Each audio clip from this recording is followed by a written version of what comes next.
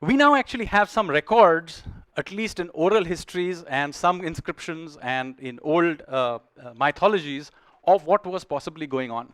In fact, the founding myth of the Sinhalese of Sri Lanka is in fact the story of Prince Vijaya, who claimed to be the grandson of a lion and a princess.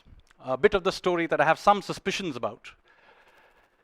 He basically takes 400 or so of his followers. He's thrown out by his father, by the way, for behaving particularly badly.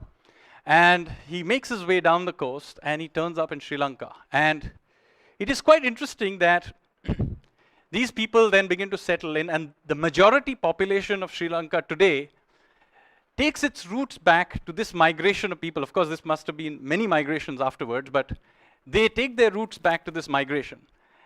And they bring with them very interesting cultural motifs that are still alive. Let's take, for example, the idea of the lion. Now, the lion is there in the Sri Lankan flag, but where did it come from? Now, if you go to Odisha and wander around in some of the more older sort of settlements of Odisha, one of the things that will strike you is that many of them have got Narasimha temples. This is also true of Andhra, by the way.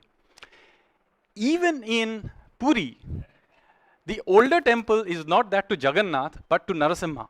And even today, when the bhog is first served, it's not taken directly to Jagannath, but is actually taken first to Narasimha.